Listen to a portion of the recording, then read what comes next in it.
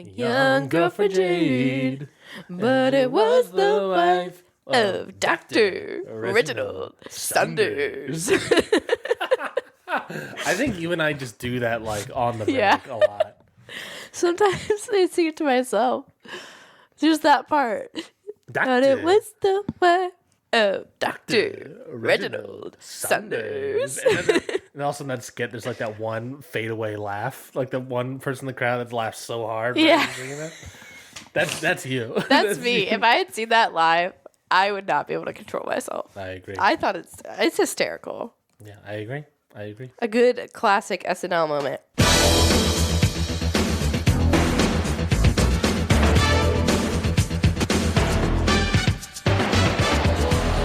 Hello, everybody, and welcome to another episode of Scurvivor series. I'm your host, Ryan Knightstein. With me, as always, is my lovely wife that I forgot to tell we were recording, but we were. Yeah, Jessie so, Dubiowski. hi, hello. I have come to a realization. Uh-oh. These cold open things are funny little bits that, Ryan puts in for you guys before the episode starts. But really, in reality, I just realized just now, it is how Ryan tricks me to starting recording. Mm-hmm. I know. It's entrapment is what it is. Well, I know that you are, and I would like to hope, and I not just that I like to hope, but I think you've also grown as a podcaster through doing this show. Oh, thank you. Through I think this is our third season, really. Maybe. I think it's our third. Possibly. Yes. I think you've grown a lot in the 3 seasons we've done, and part of it, at least it started as specifically, was a way to get that uncomfortableness out of you and sort of trick you into doing it. And now I leave it in because I think it's a fun personality bit that showcases our relationship a little bit. Well, now every time you hear that, think of Ryan tricking his wife into recording. Think of season 1 where I'm tricking you every single week. Yeah. It's entrapment, but it's a fun entrapment. Yeah, it's a fun entrapment that helps the audience, I guess. Welcome everybody to Scurvivor series. I'm your host Ryan Knightstein. With me, as always, the lovely, beautiful, talented Jessie Dubiowski. Thank you. Thank you. Hi, hello. Thank you very much. Thank you. Thank you very much. We are here talking about. If you've never heard Scurvivor series before, what a time! What a time to start listening. Maybe try a little late on the draw. This one. Yeah. Try going back a little bit. This is the semi-finale of season 46 that we're discussing of Survivor, a hit reality program. Talking episode 12. So if you've never heard of Scurvivor and you're joining now, wild, what a time. If you've never heard of Survivor and you're joining now, you got some work to do. Yeah, as the Ricky guy from the Cupid TV show, you got some explaining to do. I'm so proud of you. What's his name? I don't know. If it's Ricky Montoya, no. From I Love Lucy, not the Cupid show. The I Love Lucy. Ricky Bobby. Ricky.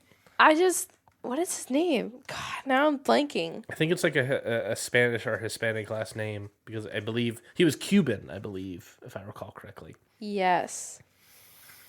I will think of it eventually. I used to watch I Love Lucy a lot. Really? I did not know this about you.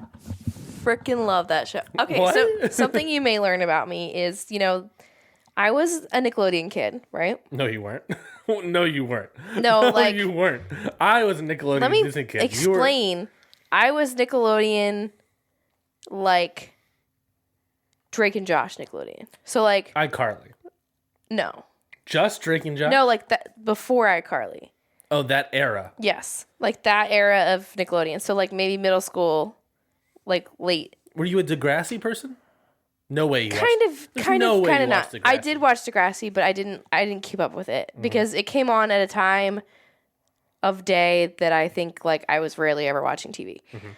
So I would catch reruns. What a time to be revealed that you're a big Drake fan. Interesting.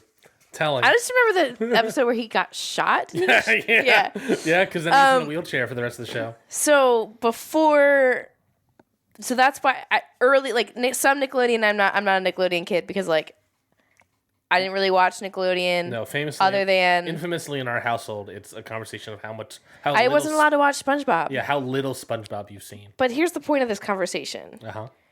I was a big TV Land.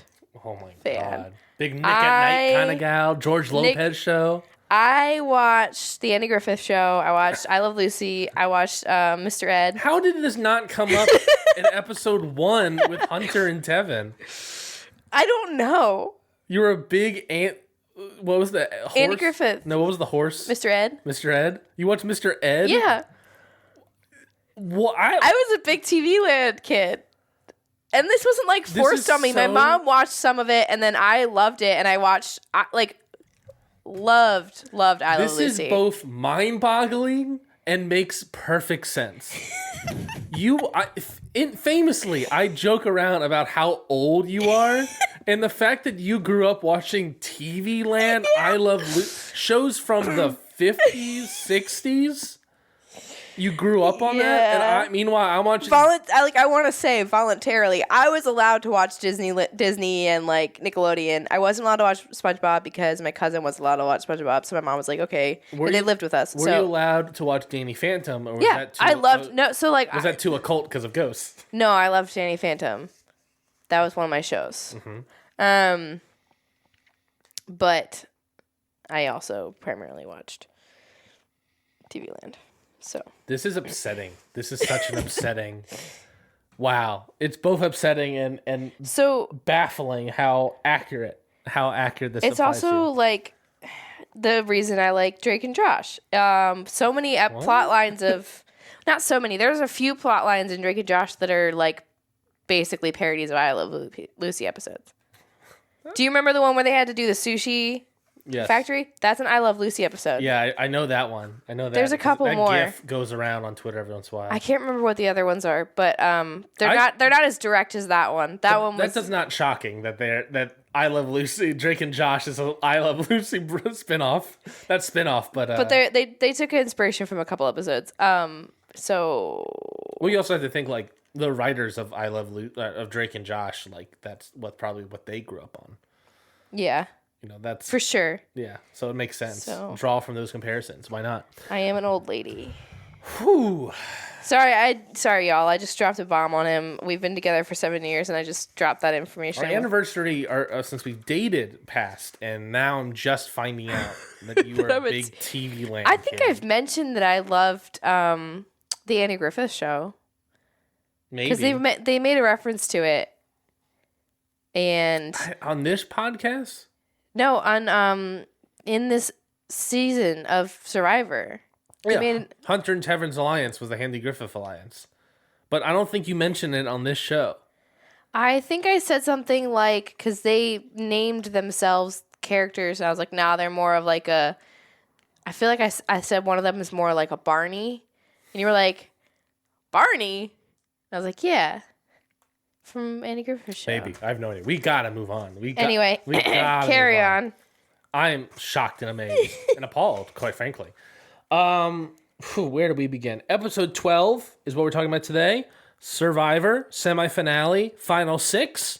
A big time episode that kind of sets us up for, I think, a good finale. Let's talk about it. Post Venus vote. Q is happy Venus is out of the game. Ben admits that he voted Kenzie. Kenzie is sort of dumbfounded because Ben is saying that it was a complete accident. He even says in the interview portion or whatever that it was an accident, that it wasn't supposed to, that his brain wasn't right, that he didn't think you wanted to vote for Kenzie. And Kenzie doesn't quite believe it, thinks doesn't think it was an accident. I believe she says at one point that it's so dumb. If it's either a dumb lie or a dumb truth. So I think that's pretty fair. Looks pretty bad either way. Now, Q on Twitter revealed, I don't know if I mentioned this last week or whatever, but Q on Twitter mentioned that he was meant to vote for Kenzie, and he last second decided just to vote for Venus. He doubled down on that this past week. in a podcast interview, I believe. I don't know the podcast, but I believe he doubled down in this week as well, saying that he was meant to vote for Kenzie. So, knowing that, Ben trying to save face in this episode, saying, "Oh, I was just dumb. My brain was in the right space," and then also says in an interview, "Who's telling the truth, Ben or Q?" What motivation does Q have to lie right now? Is my thing of like, Ben right now is still in it. Yeah. Though I could see, so the only way I could see that being like a logical thing of like he brain farted is if he went to write somebody's name down and he was so tired, the only name he could remember was Kenzie's. Mm-hmm. Because they're close. Which is what he sold as his Because they're close. belief. But like, not just that he wrote the wrong name down, but that he wrote her name down because she was the only name he could remember. And if we recall correctly, Kenzie, if Q voted for Kenzie, then it would have been a 4-2-1 split. And if Venus played her idol, then it would have been Kenzie going home. Yeah. I don't really know. I just feel like right now Q, what motivation does Q have to lie about that? Because he's not saving his face? Yeah. So I don't know. I kind of think maybe Ben is lying. Yeah, I think he is. Which... Interesting. Why would he lie in a confessional? But if he's lying... And right now I agree with you. I assume Ben is lying in this moment and also lying in confessional, which is something that people have done in the past. I think it showcases Ben's social game. Right? Yeah, it's like maybe he's doing a little bit more than we think. There's maybe more not. happening under the surface than it's shown across on television because he's lying all the time to cover and be social and being affable and stuff. Yeah. I don't know. Who knows? Ask questions. Maria is very upset by Venus calling her game a farce and said that she attacked my character. Okay, Maria. Very upsetting. Listen. Very upsetting episode for Maria, by the way. Okay, I like Maria. I think she's a good person. You keep hitting that guitar that's hanging on the wall. You do it every single time. Every single time you're in that chair. I told you that it's gonna be weird. Anyway.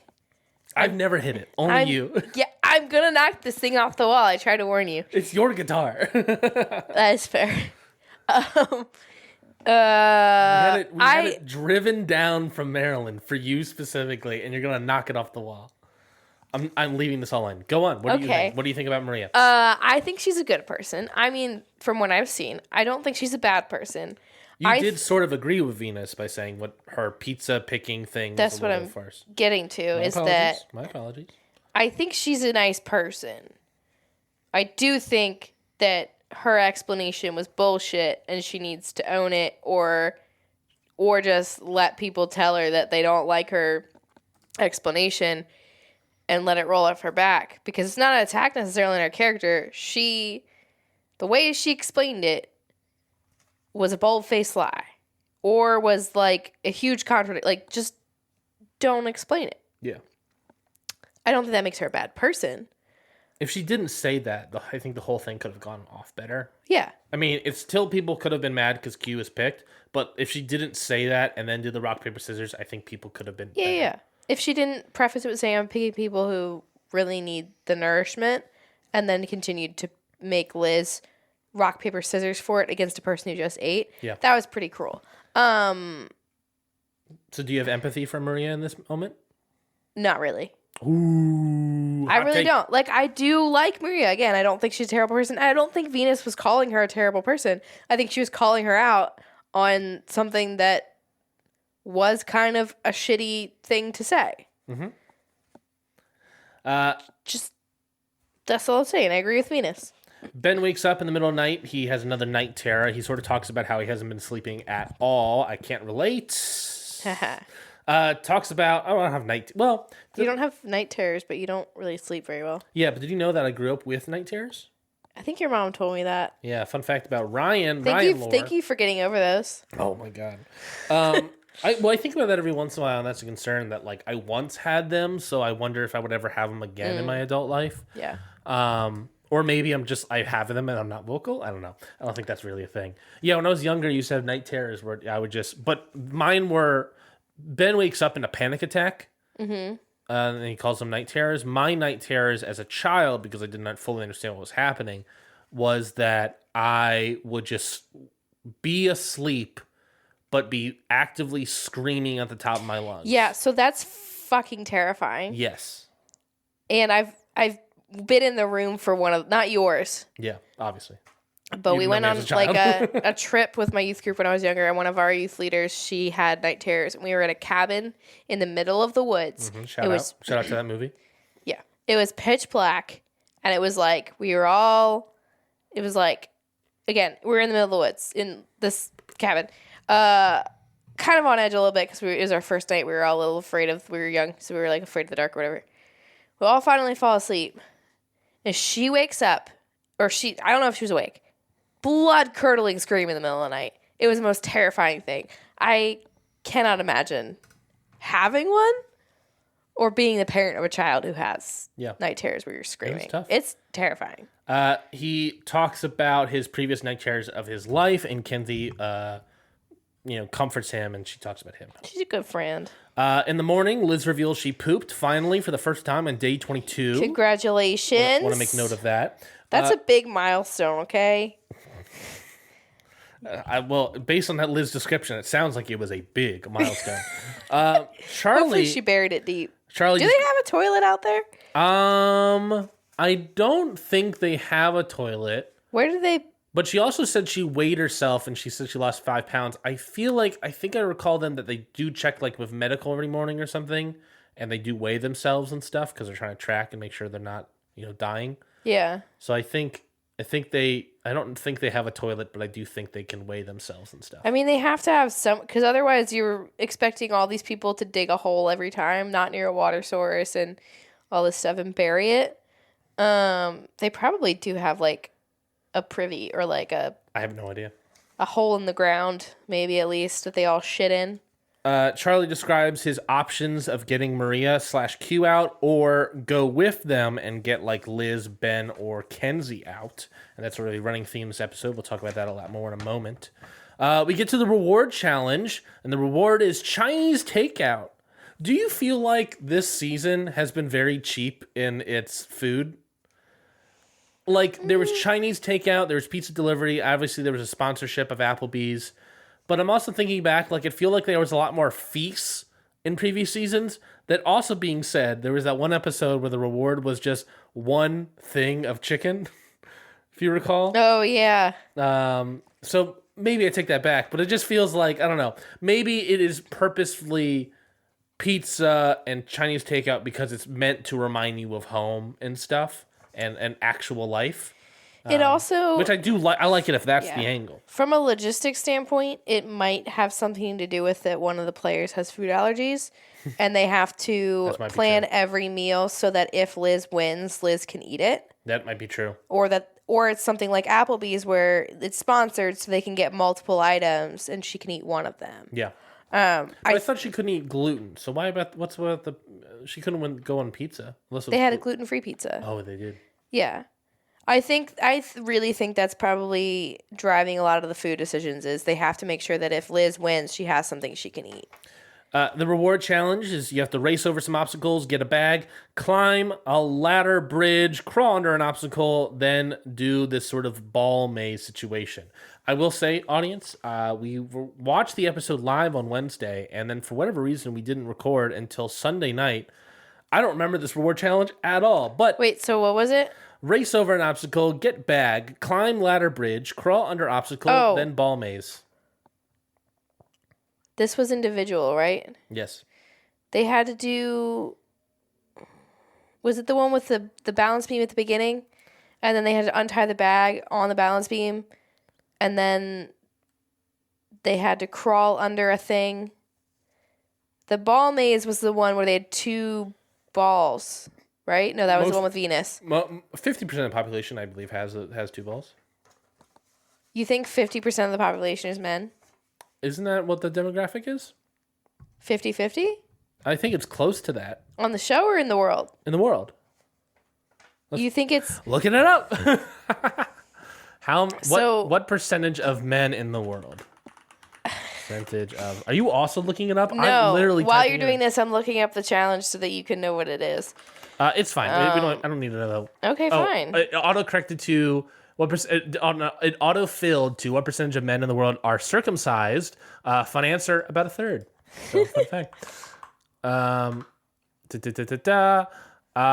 of 2020, 50.4% of the world's population is male. So, you round down, round up with women, it's 50-50. So, eat a butt. Wait, what were the percentages? 50.4 and 49.6. Men to women. Oh, well, you were right. Yeah, so take that, Yes. take that, Beyonce. Who runs the world? Men. Maria and Q are out Unfortunately. Maria and Q are out to an early lead for the reward challenge. We get a sweet little moment between Kenzie and Ben. I believe it was something along the lines of Kenzie being like, "Why are they so fast?" and Ben being like, "I don't know." Yeah. Nice little sweet moment. Cute friends. We get to the ball, and you have to go through a ball maze, and if you're holding these little like handles above you, and you have to hold do a maze thing underneath you. Liz uses her foot to draw a path in a very weird moment. And then Liz goes, "Oh, I'm bleeding." Carries on. Yep. Everyone's sort of fighting in this maze at the very end here, and ultimately the winner is going to be Charlie. Pick up the win. Good for him. We get to the reward. Charlie's obviously like, I gotta pick people. Jeff, however, reveals it's letters from home. I've been wondering previously why it's taking so long to do letters from home. And finally it's here. Charlie says that, he came in thinking already that if he was going to win, he was going to pick the people that weren't on the pizza thing the day before, which of course was selected by Maria, as we've already stated. So Charlie, who wasn't picked, also picks non-picked pizza people. Liz Say that 10 times fast. Liz and Kenzie. Finally, someone picked Liz. Like, for the love of God, someone just feed her. Maria is... She's not going to win a challenge. Sorry, Liz, you're not winning a challenge. I think she agrees with that. So, it doesn't give her much of an edge to eat food. Yeah. Just let the girl eat. Yeah. Maria is extremely upset by this, not vocally, just sort of crying extremely hard. Well, everyone wants letters from home, and it's harder for the parents because, their kids usually send them letters. Yep. It's interesting, though, that Maria says afterward that they agreed. Yes. Like, Charlie knew they would be okay and that, she would understand. But then Maria said they had a pact never to pick each other for rewards. Correct. Which is very interesting. The week, when the pizza thing, remember, like, Charlie bowed out. He's like, "Oh, I'm bowing out. You have to pick Yeah. me." According to Maria, she was never picking Charlie. Yeah, but that was kind of probably like a... Yeah. It's just interesting. Interesting. It's just interesting. I guess because they didn't want people to think that, like, they were working that closely. Yeah. I think it's a smart idea. Yeah. Yeah, so Charlie picking Liz and Kenzie because of the pizza situation, I think that's a good resolve of what happened last week's episode. But it kind of stinks for Maria. There's this pact that apparently exists, but also it's not like Maria was picked to go on pizza. She won, So there's the thing of, Well, now you're just getting technical. Yeah, I know, but I'm saying that, the idea was those who didn't eat last week or last time will eat this time. What I'm saying is, if Maria didn't win, we wouldn't have the pizza debacle that would have made everyone upset and more obvious that she's working with Q. She probably could have lasted through the vote and without a lot of heat, and probably wouldn't have a lot of heat going into this, and maybe she could have been picked for letters for home, is all I'm saying. So There's you're an saying alternate reality where that Maria should have taken some advice from Q and thrown the challenge. The challenge. That's what I'm saying. We get to Sanctuary. Kenzie and Liz are almost happy they didn't get pizza because now they're able to get letters from home and Chinese takeout. Charlie says not picking Maria was really tough. We get back to camp and we see how tough it truly is with Maria bawling her eyes out. She understands Charlie's decision, but says that this lack of picking for her killed her, was the phrase that she used. Yeah. So, again, do you have empathy for Maria? I do, but also, like, so now you know why Liz was so upset is, like, I know it's not letters from home, but she wanted that burger as much as you wanted that letters from home. Well, that was a Q thing, but yes. Or she wanted that Yeah, but also pizza. Like, she wanted to eat. Mm-hmm. I do have empathy for Maria. I think it's, like, in this moment, I don't have empathy for her being upset that Venus called her out for how she handled it. Agreed, because she handled it extremely poorly. Yeah. But I do have empathy for her here. Like, yeah, I mean, she really wanted those letters from her kids. Like, that's something that, like, everybody wants to get. Mm-hmm. And, you know, again, it's harder for usually, like, the parents who are away from their kids. I agree. You know? I agree. I empathize with Maria. I just not in that original moment. I'm sticking on a thread. On a thread. We get to Sanctuary. Go back to Sanctuary. Liz says she was afraid of being emotional, but seeing the letters blew past that idea. Says her daughter dared her to apply. So that's a fun little tidbit for Liz. And also she drew a little narwhal, which I believe was a narwhal. That was very adorable. Kenzie is happy to know everyone at home is okay. Says her fiance moved their wedding date for Kenzie to be on Survivor. They had a wedding date. I believe at the challenge for this day, she said that her wedding was supposed to be the day prior. Mm-hmm. We didn't talk about it last week, but they're having a little baby. Yes, Kenzie revealed. A little baby Kenzie, or Kenzie's husband. Yeah, Kenzie revealed online on social media that her and her now husband are pregnant, or Kenzie is pregnant. She's pregnant. They are expecting. She's doing the work of carrying the baby. They are expecting a child. A little baby. It's so exciting. A very nice sort of story here. Charlie gets a bunch of Taylor Swift quotes from his girlfriend. Letters reveal to him that he needs to get Maria out. Yeah, the family letters that were like, get your head in the game. You gotta get your head in the game. Come on. All three sort of talk strategy a little bit, and they all agree on Maria. Kenzie says Maria is also good at fire. So they're teasing up, knowing that what's at the end of the episode is going to be if Maria not going home. They're teasing up this idea that Maria's good at fire. Yeah, it's almost like they should have gotten Maria out a while ago. Just saying. Yeah, sorry. Right. I had a thought and I lost it. Does that ever happen to you? No, I'm always on my game. I'm joking. I'm obviously joking. Fuck you. At camp, everyone's looking for an idol, which is interesting because last week the video description said that they were looking for the last idol. Apparently, the video description lied. Well, the last idol never got used. That might be true. Everyone's looking for an idol. Q says he looked for days, but Q has found something. Guess what? It's an idol. It's a fun little moment where Q's like telling the story about he's been looking for days and then really sets up the idea. But I got something and reveals that Q found an idol. Too bad idols don't work this season. No, I mean...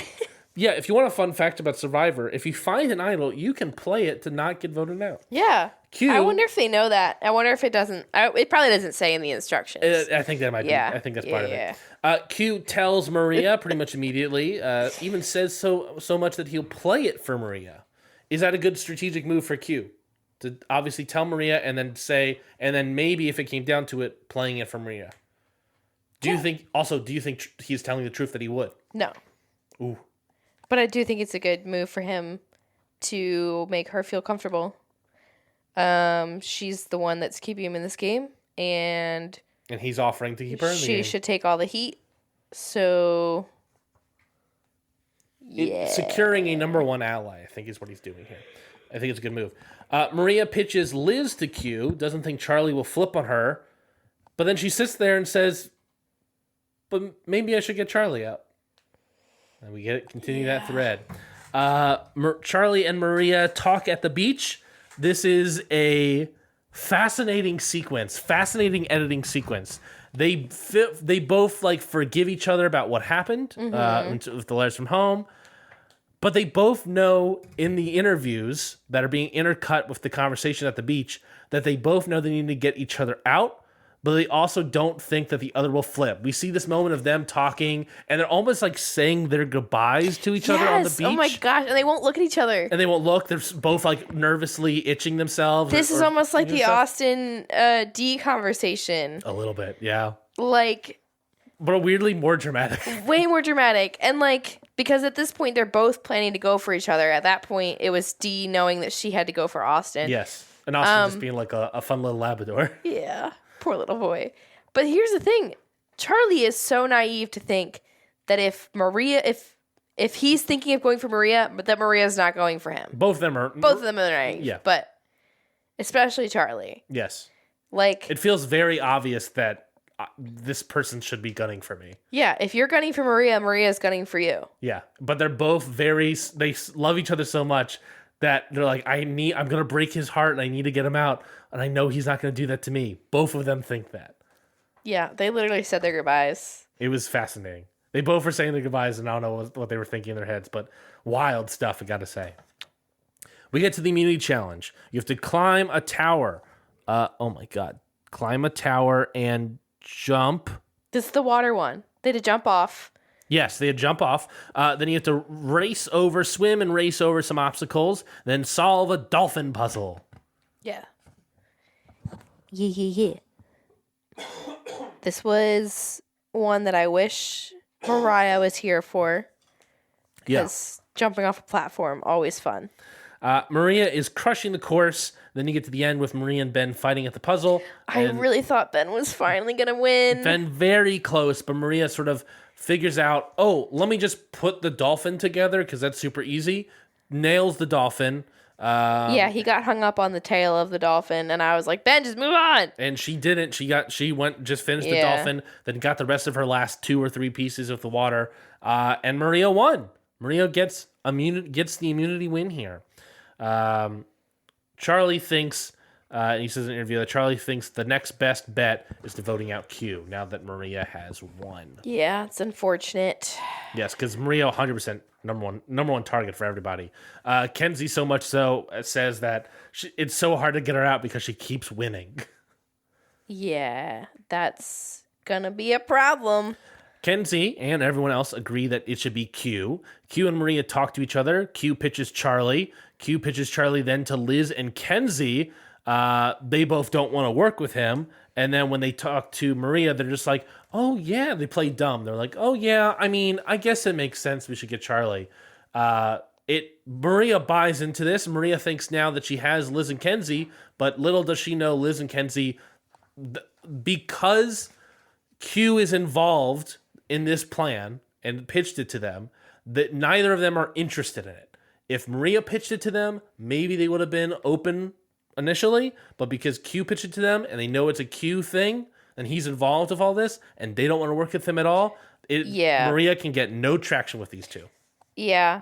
And also then Charlie wants to bring Maria into the Q vote, which I think is weird. The next thing we see is Charlie thinks he needs to bring in Maria on the Q vote, and Maria is not doing that because I'm not voting for Q, I'm voting you out, and I have these other 3 people with me. Yeah. Why do you think he feels like he needs to bring in Maria? Is it guilt? Yeah, I think it's guilt. Because I think that Q is really Maria's current number 1 or number 2. Really number 1. If you bring Maria in on that vote, like, I guess he thinks it's like, it won't tip her off that he's thinking of going for her. If he is like, hey, I want to vote out Q and I want you involved. I don't want to blindside you by it. Maybe he thinks it won't tip her off that he's going for her. I don't know. Yeah. I think he thinks he's going to make her safe or something, but I will tell you one thing right now. Maria was not concerned about tipping off Charlie that she may not be going for him. So what this does do, what it did show, if anything, showcase to us that Maria was so confident that she has the numbers that she's not even working with Charlie at all at this point because she's gunning for him right now. She tells Q that he's safe. You don't need to play right or you're completely safe. She is 100% confident that she has obviously Q, but also Liz and Kenzie. Yeah, and I was curious to see if Kenzie and Liz would tell Charlie about the votes on him. Mm-hmm. But maybe they didn't because they didn't need to because they're all going for Q. Mm-hmm. What's also interesting, Ben, not a factor in any of this that we've seen. No one talks to Ben. No one talks to Ben. Maybe they don't trust him to write the right name down. That does come up. You get the tribal. Charlie and Maria kind of say alliances don't matter. Kenzie. That should have been like red flag for Charlie. Like, hey, bud, she going for you. Kenzie and Ben sort of agree, but also laugh it off, basically by saying that, I thought Ben was a good ally with me, and then he vote my name down. So they sort of agree that like alliances don't really exist, but they kind of laugh it off with this sort of fun little anecdote, which was a nice little like social bit. Yeah, and then I can't remember if it was like going into tribal or during tribal. I just remember thinking Q was being really cocky during the whole thing too. Well, it wasn't that he was cocky. It's that he said basically the same thing that he said in the past like 3 or 4 tribals, which is basically, I have an idea. I just hope the people that I talk to go with my thing. I think it was more of like his reaction to what other people were saying. He's just like, oh, no, it was like during, I think when Kenzie was talking about the whole Ben thing, or like somebody's reaction to one of the questions, something. He like looks at Charlie like, it's you. Like, oh, you don't know. Yeah. Like, he so thinks everyone is with them. Yeah, everyone. Well, it's a thing of, I believe I've mentioned previously, I've definitely mentioned to you after watching an episode or something, that like if I had to sum up this season in one word, it would be cocky. Yeah. So many of these players this season are extremely cocky. Q, Maria in this episode, easily. Venus. It's like all this unearned. Tiff, I would say. Yeah. Though I think with like Soda Tiff, a little bit. Yeah, with like Tiff and Maria, there's a little more of like an earned confidence. Sure. With a lot of these players, I think it's an unearned cockiness. Like, yeah. What do you have to be cocky about? Nothing has been going well for you this whole game. Yeah, Venus. It is, everyone in this episode is like, it is, confidence is the big thing, but so much of it feels cocky in the sense of not necessarily an earned and unearned, but just sort of like more braggadocious in some ways.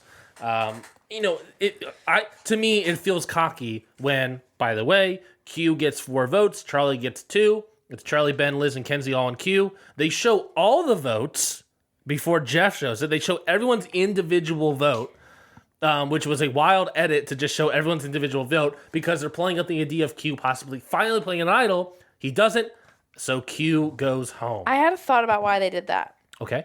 Normally they do that, right? If someone's going to play an idol and they're going to re-vote anyway. Having 4 people sit there with an idol and go out with an idol in their pocket, we are probably just going to sit there and wait for him. If they did it normally and they didn't show us the votes and they're reading out, like they were going to read them out, we would be like, oh, he's not going to play his idol. But because it's the 5th person, we're like, why would he play his idol? I think they did that so that it wasn't the suspense of who's going home. It's suspense of whether or not Q's going to play his idol. They really played up the suspense of whether or not he's going to play his idol because it's the 5th one.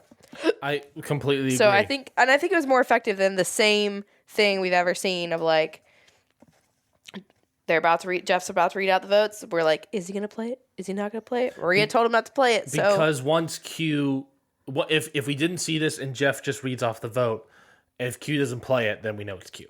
Yeah, it's the stakes are higher at that moment of is he going to play the idol or not? Because we already know that he has to play it or he's going home. Yep. Versus the other way around. So Q does go home. I thought it was effective. Going back to my word of cocky, I think the best way to describe this season is cocky because 5 people all had idols. 4 of them in a row. 4 of them in a row all went home without playing it. I think there's a level of cockiness to 5 players going home with an idol in their pocket. I think the question is going to be like, what can we attribute to them not playing it? Is like, who made them feel comfortable enough not to play it? And in this case, it was Maria. Unfortunately, it wasn't to her benefit because it wasn't that she wasn't trying to get him to play it. Yeah. So that kind of backfired on her. She blindsided Q in a certain extent without intending to. So yeah, Q goes home. What it also does do, and there's a little moment here where you see Maria realizing that Q's going home, and I think she's not only realizing that Q's going home, but that she has completely blown up her relationship with Charlie because she voted for Charlie. He now knows. And he now knows that she was gunning for him. It's over. What a gift for Charlie, though. I agree. As we head into the final 5. to have your number one shoot at you point blank and miss. Yeah. It's like, Maria did it with only one bullet in the gun, or bullet in the gun. Chamber, whatever. No, you're fine. Gun's still not right. Still not wrong. One bullet in the gun? Yeah, it's still not wrong. I don't know why I corrected you. Yeah, because you like correcting. It's semantics. Yeah. Go on. I'm just kidding. She shot me. She missed. Yeah. It's... If you're going to take out your number one, you can't miss. Which, Kenzie knew, and that's why Kenzie was afraid to do it. Q goes home. Thoughts on Q. Memoriam on Q. It's almost Memorial Day, so memoriam on Q. How do you think he was in this season? All over the place. All over the place. I think he was, the most cocky player, because he came out the gate like bossing people around. Yes, and he was. I wouldn't necessarily say bossing people around, but we did describe Q very early on as the sort of coach and teacher of Banu. Okay. And the only one that kind of had interest in helping You don't think Banu. it's bossing people around when, he would tell Kenzie and Tiff, we're voting this person? Oh, it certainly was. But, Or, you can't vote this way, and in my game... You can't do this in my game. In my game, you can't. Yeah. He's bossing. But I'd say pre-merge Q was more of a coach. Post-merge, he turned into more of a dictator and sort of calling these shots, these insane shots. And then there was the Q bomb, which blew him up completely, and Q was smart enough to lay low for the rest of it. Yeah. I mean, I think he was a decent player. I think he understood his heat. He overplayed his hand, and he understood that, and he stepped away.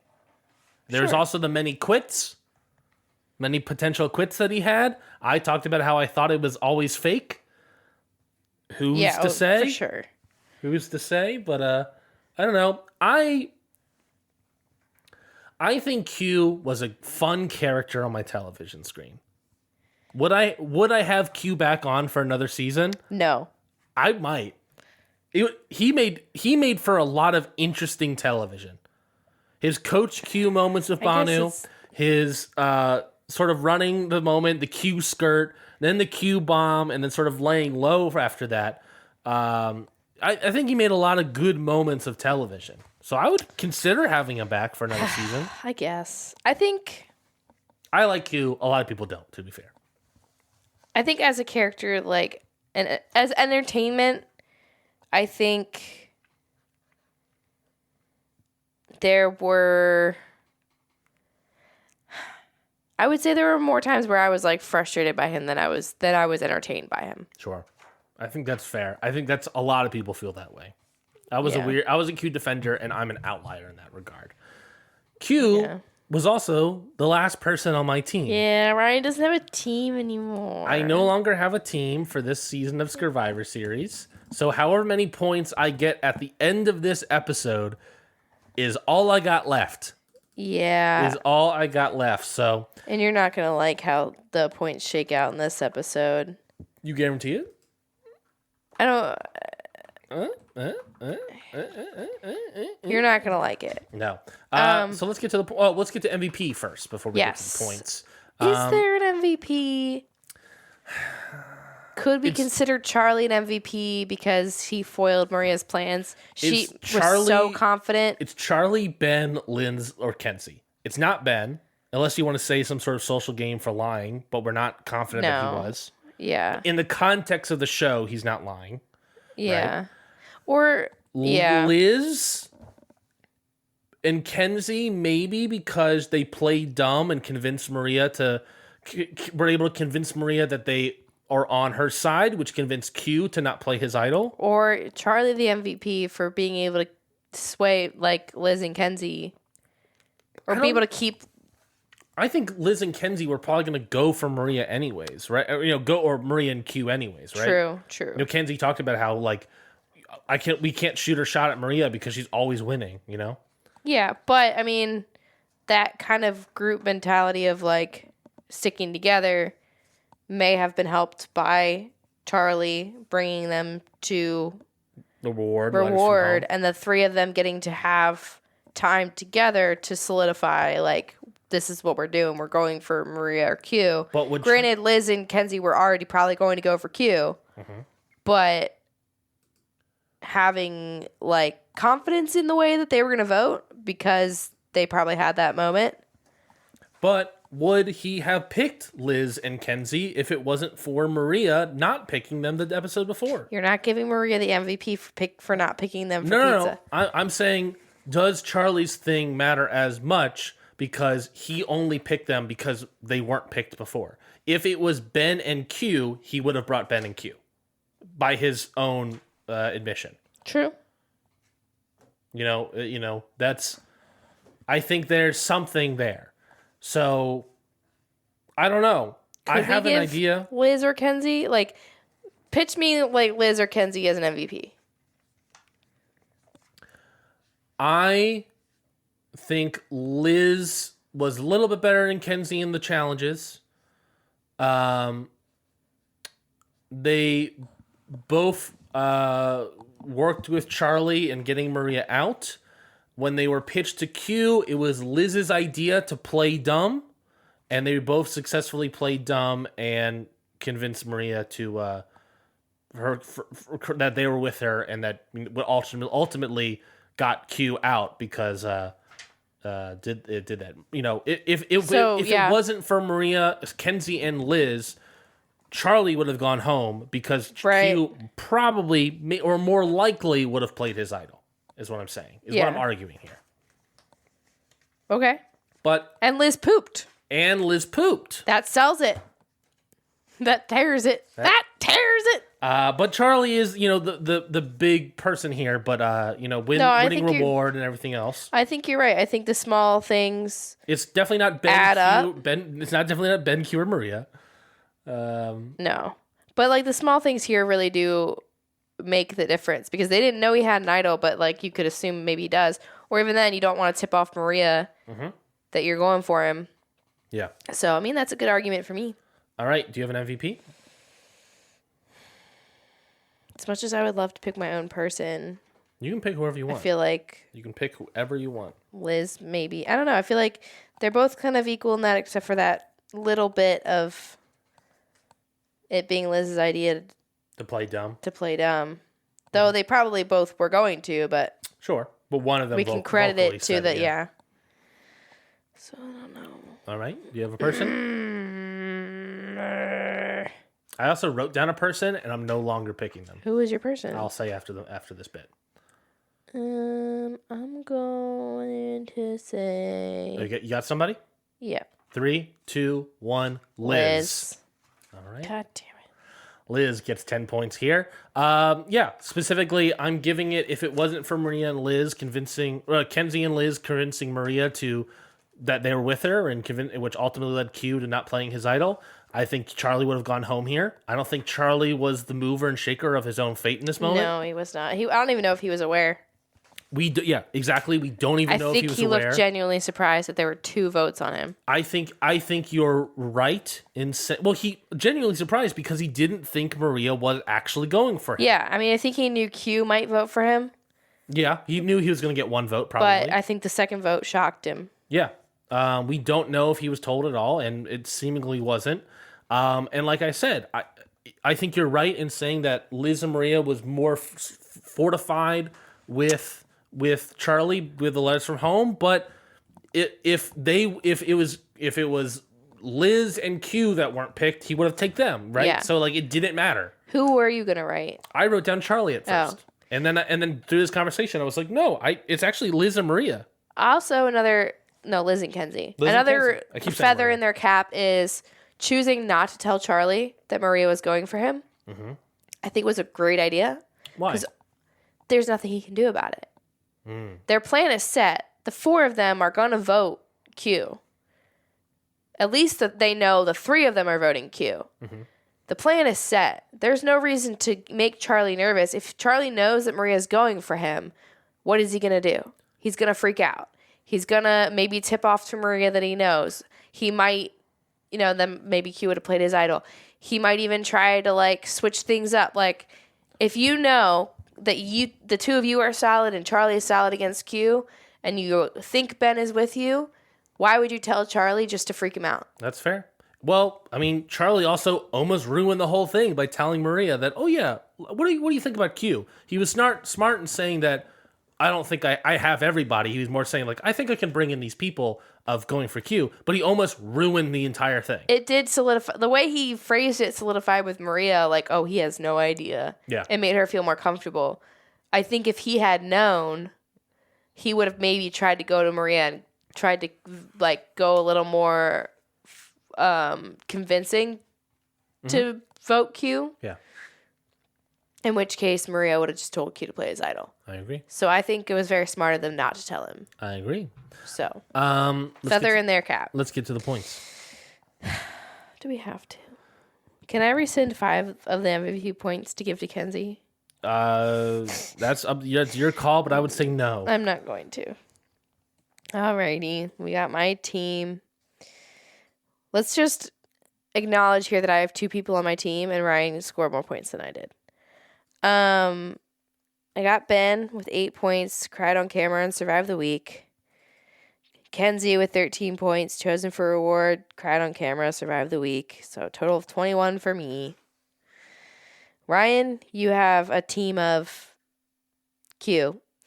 Yeah, baby. You have found a hidden idol, voted out with an idol, tore snuff due to blindside for 30 points. And that's it. And this is why I don't think you're going to like how the points shake out, because Jerry's closing that gap little by little. It's all these MVP points that we've been giving her. It's really not. I know. She's already been winning. I know, but like we've given her like 30, 40 points. To be fair, you've gotten probably like 100 MVP points. Yeah, I've given stuff to like Hunter and Q a lot. That's yeah. fair. You don't have a lot of MVPs on your team. I'm sorry. I don't need them. I'm chewing a cough drop. But yeah, fair point. I'm playing the long game. You don't want all the MVPs on your team. Look what happens when you have all the MVPs on your team. Yeah, I think what I did this season is I picked a lot of potential. I picked a lot of big guns and didn't pick a lot of mid-carders. I picked a lot of mid-carders. And a couple. I picked 2 people I thought were going to be big guns. Well, I wouldn't say Tiffany is a mid-carder, but Tiffany's a point getter, possibly. And she Tiffany is a mid-carder? Or is it? No, she's not a mid-carder, but she's a point getter. That's herself and cousin. Yeah. That's why I said I picked 2 people I thought would be big guns, 2 mid-carders, and then 1 that I thought would just get me a lot of points. Points for Jerry's team. Jerry. She has Liz. 13 points. Chosen for reward. Crowd on camera. Survive the week. Maria. Plus the 10. Plus the 10 bonus points, so 23. Maria, 23 points. 1 individual immunity. Cried on camera and survived the week. Charlie, 18 points. Oh my 1 God. individual reward. Cried on camera. Survived the week with a total of 64 points for Jerry. So she was at 54 before the MVP. She... Just with Maria, she got more points than you. Shut up. I'm just saying. Shut up. All right, so Shut up. I am completely out. I have no more points, no more ability to get any points. My team is completely gone. Let's talk about this. So, Jessie got the lowest amount of points with 21 again. She had 21 last week as well, which is the lowest. At least I'm consistent. You're consistent. You said that about 24 a couple weeks ago. I got 30 in one go, which is sizable. Jerry, 64. She had 54 back-to-back last week. Now she has 64. In third place, going to the finale, with 506 points with an average of 46 points an episode, is Ryan. I'm in last place. And that's where you're going to stay. That's where I'm going to stay. I am with unable how many to get more points? points. 506. Okay. In second place, with 514 points, with an average of 46.7 points an episode, a little bit higher than me, is Jessie. Jerry passed me? And finally, in just this episode, in first place, 522 points, an average of 47.5 points an episode, is Jerry. Fuck that. I'm taking my 5 points back. Give me that MVP points back. I'm giving them to to Kenzie. If you take your 5 points back, I to. think you would now be in first place. And gave it to Kenzie, you would have been in first place. But that's why we did the MVPs first. Yeah. So, yes. She deserved them. Jerry, the tortoise of a team here, last place the entire season. Hot damn, Jerry. In one episode, finally, she was Jerry's been playing the long game. This is what I've been saying this whole time. She's got 3 people left. She's been consistently closing the gap. Good for you, Jer. 3 people left. One very good odds that one of them's going to be the winner. We'll talk about that in a moment. So Jerry can easily win the season. I think the best thing that can happen for you is Kenzie or Ben winning.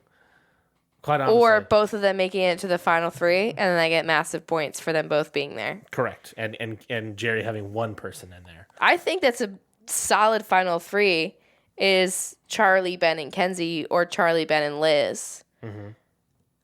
Or Maria, Ben, and Kenzie, or Maria, Ben, and Liz. I don't think Maria and Charlie are not bringing each other to the final 3. Well, let's talk about that. So we have a little bit of time. We've already gone an hour, but we don't have a lot of time. But I want to talk about this because we're going to the finale. I want to break down each person's potential path to victory as quickly as we can and sort of talking about it. And I'll start with Ben.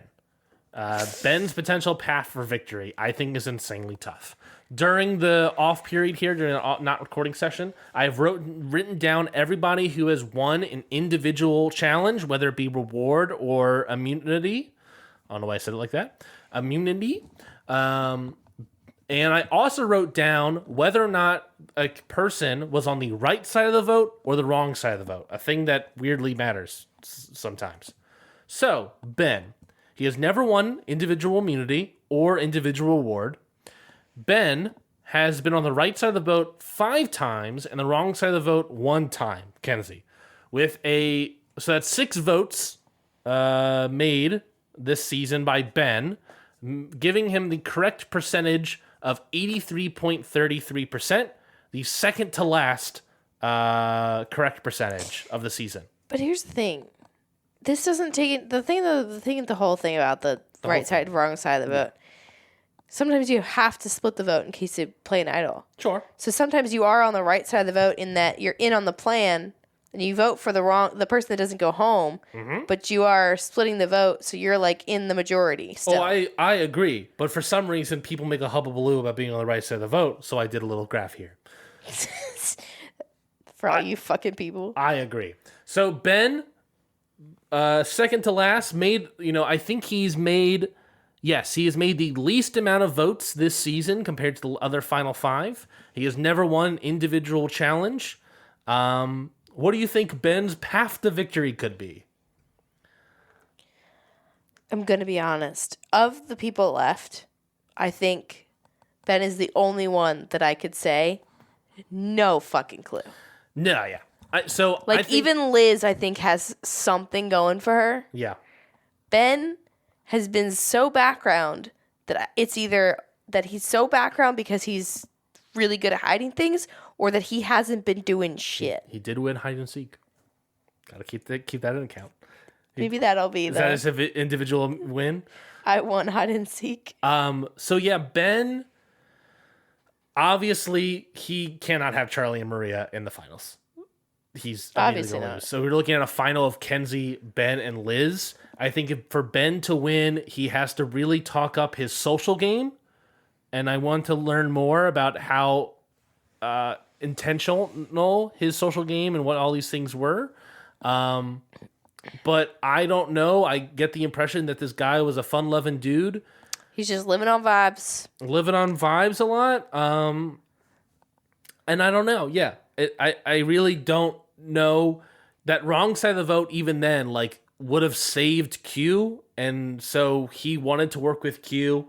He's doing the right thing of shifting back and forth between alliances, right? So in that instance, if he was working with Q, that means he would have been working with Maria and Q and Ben, yada, yada, yada. But here now he's voting out Q.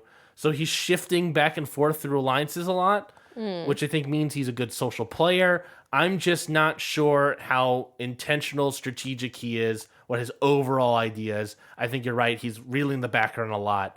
So I don't know I don't see Ben winning this. I don't have any fucking clue. I don't think he can. And if it's him, Kenzie, or Liz, I don't know. Ben wins because people like him. Yeah, but people like Kenzie too. That's also true. And she has a better argument. Well, then let's talk about Kenzie. Kenzie has won individual challenge once. She won, I believe, a reward for herself. She won it once. Or no, I think she won an individual immunity. Either way, Kenzie has won a challenge individually once in this entire season. She has voted, I believe, the most out of anybody. She has voted 9 times for a correct percentage of 77%, 78% really. She's been right or on the right side of the vote 7 times and on the wrong side of the vote 2 times. I am taking in account pre-merge votes here. Okay. So that's why she has so many votes. She is the least correct of anybody left in terms of the votes, but she is also the most votes out of anybody else. What is Kenzie's path to victory? She has to bring Liz and Ben. Again, yeah, I think it's Liz and Ben immediately. I don't think any. I think if Charlie and Maria, they're winning, right? Yeah, which is why, like, it's like Kenzie, Ben, and Liz all have to take Kenzie, Ben, and Liz to the final 3. Mm-hmm. Charlie and Maria have to take 2 of Ben or Kenzie or Liz each to win. So, like, I also think Ben and Kenzie and Liz can all get bonus points if they can knock out Charlie Charlie or Maria at fire. Yeah. But Maria's great at fire, so that's an uphill battle. And Charlie, I have no idea. So, like, Kenzie, Ben, or Liz, 2 of them are going to be in the final 3. You have to think. Yeah. Because unless it's, the only way that Charlie and Maria are both in the final 3, I think because the conversation of the path to victory is Ben, Kenzie, or Liz, 2 of them are in the final 3. And I think the only way that Charlie and Maria are both in the final 3 is if Charlie wins. Well, this might not be the only way. I'm talking now. Charlie wins. He makes someone make fire against Maria in the hopes they'll knock her out. Maria wins at fire. Maria's in the final 3. Same thing if Charlie, he wins fire. Right. And gets into the final 3. So, because if anybody else is picking, they should not bring Maria or Charlie. Agreed. But one of them might squeak into the final 3 if they make fire against each other. Yeah. I think Kenzie's argument for a potential... Which I think is the move, because you do not want both of them in the final 3. If you have to have one of them, you make them make fire against each other. Agreed. I think Kenzie's argument could be a Survivor, the classic Survivor argument of she was in the most amount of votes. She was in Yanu. She's the only person left in Yanu, a horrendous tribe. She was able to survive all of that. And she is a very social player. Everyone likes her.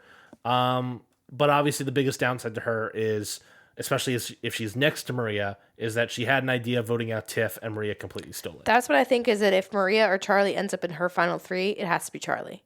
Mm-hmm. Because that's the moment where her story falls apart, is Maria says, even though Maria's on the jury, she can still say it, but if Maria's arguing with, like, for herself in the final 3 and says, well, I took out your number 1. Yeah. Like, that's where it all falls apart for her. So it has to be Charlie if she has one of the 2 of them. Yeah. If she has to bring one of the 2 of them. Yeah, I agree. Liz. Liz has been correct 86% of the time. She has voted 7 times.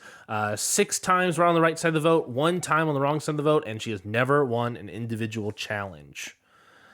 And she's pooped on day 22. Important note. What is her? She went 22 days without pooping. That's Survivor if I've ever seen it. What's her path to victory? Again, I think she can't be up there with Charlie and Maria. She has to knock one of them at fire. Can she do it? We have seen that she is bad at fire making before. Here's the thing: if she was good at fire, that would be a situation where you would put yourself in fire. If you were good at it? Because what else does she have? Like, her and Ben, I think, are the 2 that, like, that would actually benefit them. Yes. Most of the time I'm like, you've got enough on your plate. Like, you don't need to do that. But I think in this situation, it's like, you might want to consider it. I think her best bet is getting dragged along to the final 3. Yeah. By somebody. I really, like, she's not gonna, unless she's playing the long game and has been actively bad at it on purpose, which would be wild. It would be smart, though. It would be smart, but I don't know. She's seemingly bad at doing that. And even then, she was never interested in getting idols, which maybe an argument for her is I was never interested in getting idols because look what had happened to everybody. You know what I mean? But even before, I think it was like Hunter had his idol or whatever, or whoever before they went idol hunting and all this sort of stuff. Before any of these sort of things, she was never interested. Like at the merge, she was never interested in getting an idol before people started getting voted out. So she was never interested in really playing the game. She survived by not eating all this time, and I don't know. I really don't see anything for her. Especially if she's bad at fire, then it's like, what are you gonna do? Yeah, what are you gonna do? Yeah, I don't. It's gonna be interesting to see, especially if Maria wins immunity, if they all realize they have to get Charlie out. I think they will. I think they have to. I mean, I think Kenzie would. There's an argument that somebody might be like, well, what if Charlie's really good at fire, we need him to knock Maria out. But you don't want either of them there. Mm-hmm. I don't know. I think that's a great point. If neither of them go out, you almost need to have, if Charlie's good at fire. And I don't know what anyone else's fire capabilities are other than Maria by what Kenzie says and Liz by seeing her on television. Yeah, there's an argument to like, you need somebody who can beat Maria because would it be better to have Charlie in the final 3 than it would be to have Maria? Yes. Yeah. But if you can do it, you don't want either of them. Yeah. And I think it's one of those things that like if, Kenzie won going in, she gets to pick, then she needs to pick herself to, get out Maria. Those sort of things. Yeah. I think they really need that sort of last minute resume builder. Well, let's talk about them. I'll talk about Maria first. Maria has won 3 individual challenges, all 3 of them being immunity challenges. She is 1 immunity challenge away from getting into the record books, I believe, of women winning 4 immunity challenges in the show. I believe the record with women is 4 immunity challenges. I'm not entirely positive. Survivor, women, 4 immunity challenge wins. Let's see if I can quickly pull up some stats. Among women, Kelly Wigglesworth, Jenna Maraska, Kim Spradlin, and Chrissy Hoffback have each won the most individual immunities in a single season at 4. So if she's able to get 1 more, she'll make history. Kim Spradlin Wolf, by the way, has had the most individual immunity wins across multiple seasons at 5. But if she's able to crack 4 immunity challenges wins and get herself into the final 3, basically, then she would be in rare company. And I think that alone will help her case a lot. Other than that, she has 86% correct. She's the second highest. Actually, she's tied with Liz on correct percentage of votes. She's voted 7 times, just like Liz. 6 times correct, 1 time wrong on Charlie, which really did her wrong. What is Maria's path to victory? I think that's pretty obvious. Win individual immunity? Well, she definitely has to because people are gunning for her. Yeah, but then she still has to win the challenge after that to pick. Or win fire. Correct. She has to win the final 4 to get the pick, or win fire. Which is plausible because she's both good at are fire. very likely. Like I think it's very likely that Maria is sitting in the final 3. I think all Maria has to do is win individual challenge at the final 5. Yeah. Unless something changes, if she doesn't win, she's losing, and if she wins, she's into that 4 women. I don't even think it's women. I think it's all of every season. It's these 4 people have won 4 individual challenges. said women. Jeff specified women, and I looked up women specific as well. I can look that up and clarify that. But yeah, I mean, I think her path to victory is simply, I think you're right. She has to win individual immunity at 5, and then she either wins and picks who's doing the fire making, and maybe then she knocks them out, or she just is in the final 3, or she goes to fire and supposedly is really good and wins at fire. And then I think she has it in the bag. I think it starts with if she doesn't win individual immunity in the next one, I think she's gone. What is the downside to her case? Do you think her working with Q is the downside of her case? We also have to think about the jury and all of this. Do you think anyone would be upset about how any of these people played, specifically Maria? No, I think, like, you know, she's obviously got an argument for, like, I saw an opportunity in Q. You know, she was able to really use him kind of as a shield of, like, the longer I keep him around, the longer people are gunning for him. So, like, if they're focusing their energy on Q, they're not focusing their energy on me. And if I keep him around, he's a voting number for me. He's also a shield.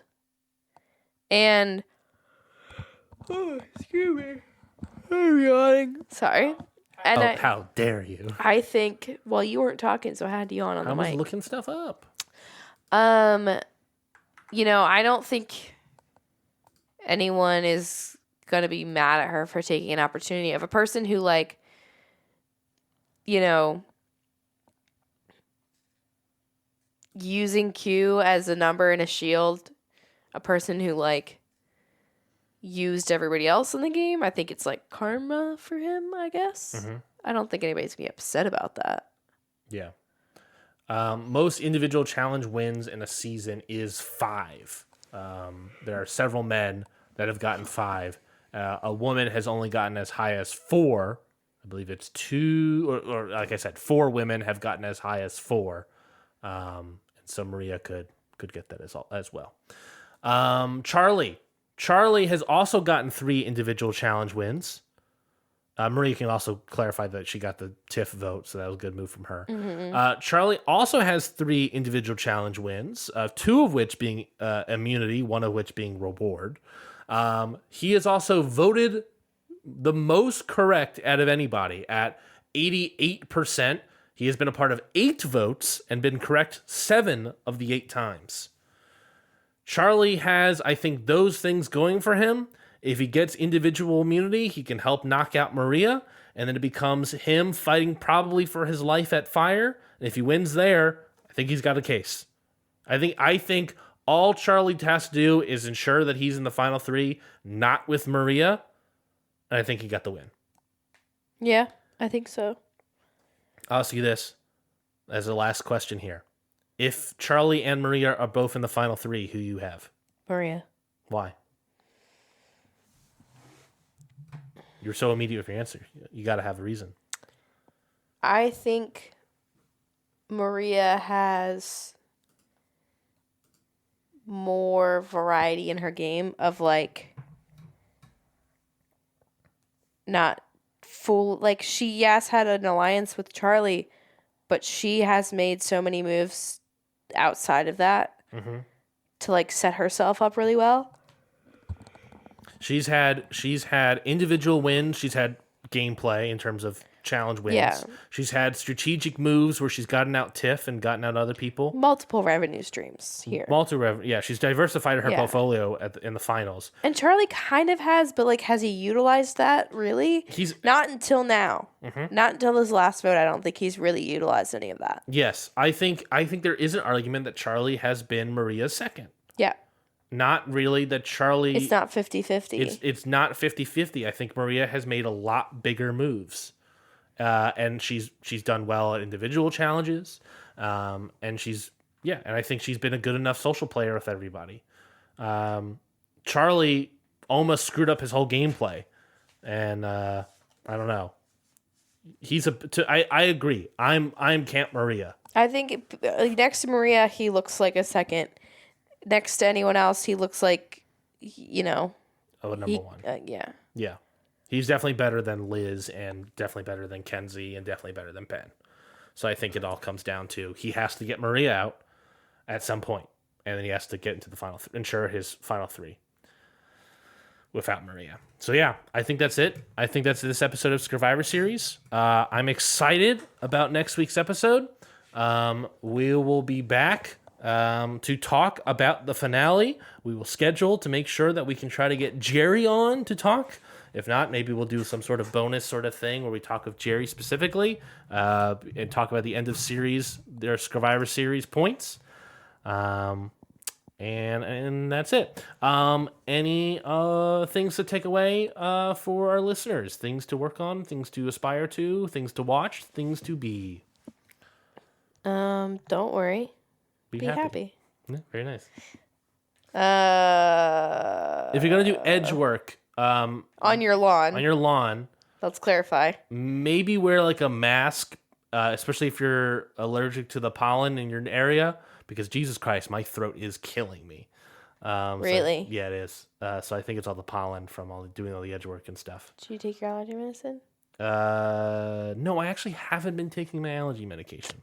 I don't remember why. Well, because it was while we were sick. You're not supposed to take antihistamines while you have chest congestion. I think that's what it was. Yeah. And I've kind of gotten over the chest congestion, but I still have it a little bit in this weird way, as you can tell. Well. So that's my advice. Take your allergy medication before you deal with a bunch of pollen. And do you have anything, Beanie?